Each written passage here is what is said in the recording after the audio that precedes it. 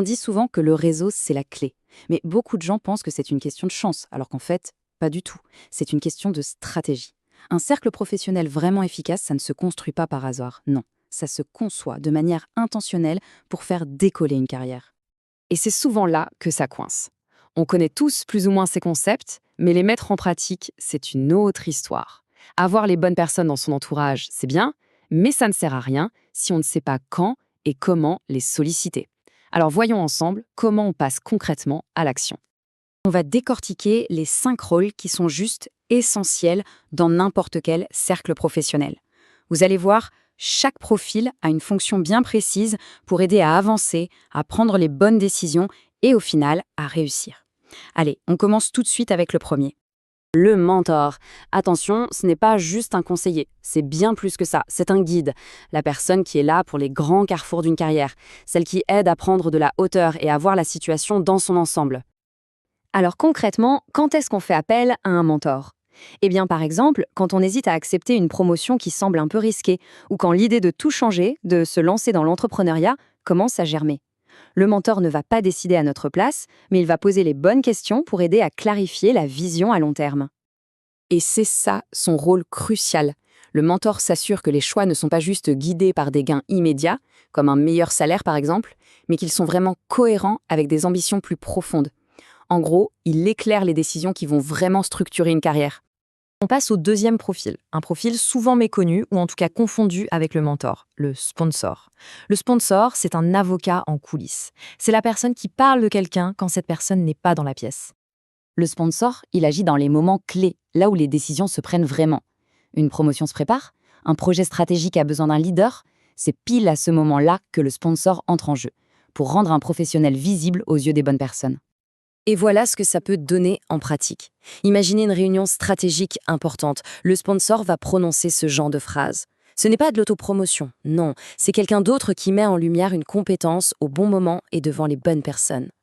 C'est ça, toute la magie du sponsor. Cette personne est le pont entre un travail excellent et les opportunités concrètes.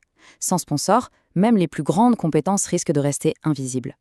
Le troisième profil, c'est celui qu'on côtoie tous les jours, mais dont on sous-estime souvent l'importance stratégique, le collègue. On parle ici d'un pair de confiance, bien sûr. Le collègue, c'est l'allié du quotidien. Quand la pression monte, quand le doute s'installe après une décision, ou que le stress prend le dessus juste avant une présentation importante, c'est vers cette personne qu'on se tourne pour avoir un avis honnête et un soutien sans faille. Son rôle est fondamental pour la résilience, pour tenir le coup, tout simplement.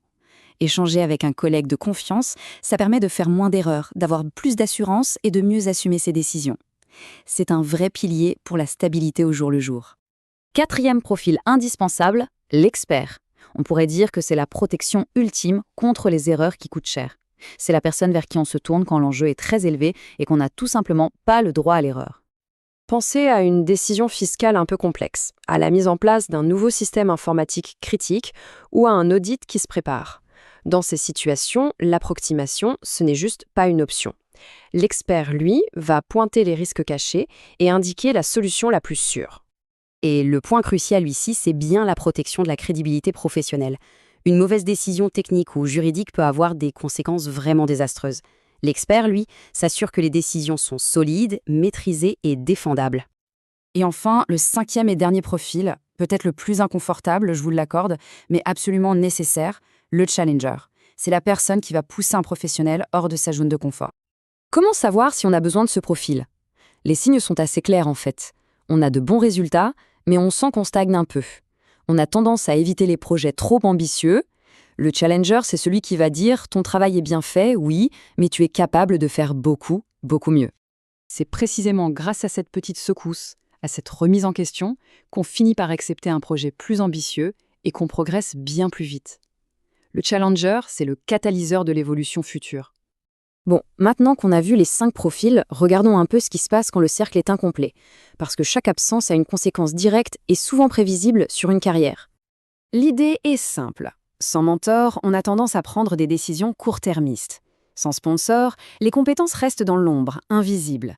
Sans collègue de confiance, on risque l'isolement et le burn-out. Sans expert, on s'expose à des erreurs qui peuvent coûter très cher. Et sans challenger, eh bien, la stagnation est presque inévitable. Un cercle incomplet, ça fragilise toute l'évolution professionnelle. Alors, comment on passe à l'action? La dernière partie de cette analyse va se concentrer sur la manière de construire intentionnellement ce fameux cercle. Cette citation de Neja El-Bouanani résume parfaitement la philosophie. Il faut vraiment voir sa carrière comme un projet. Et pour ce projet, il faut s'entourer activement de personnes qui nous élèvent, qui nous sécurisent et qui nous challengent. Voici un plan d'action tout simple en 3 étapes. D'abord, on fait le point. Qui, dans son entourage actuel, joue déjà l'un de ces 5 rôles. Deuxièmement, on identifie clairement les profils qui manquent à l'appel. Et troisièmement, on agit de manière proactive pour aller construire les relations qui viendront combler ces manques. Pour conclure, une petite question de réflexion. En analysant son propre réseau professionnel, quel est le rôle le plus crucial à développer pour vraiment passer au niveau supérieur? La réponse à cette question pourrait bien définir la prochaine étape clé d'une carrière.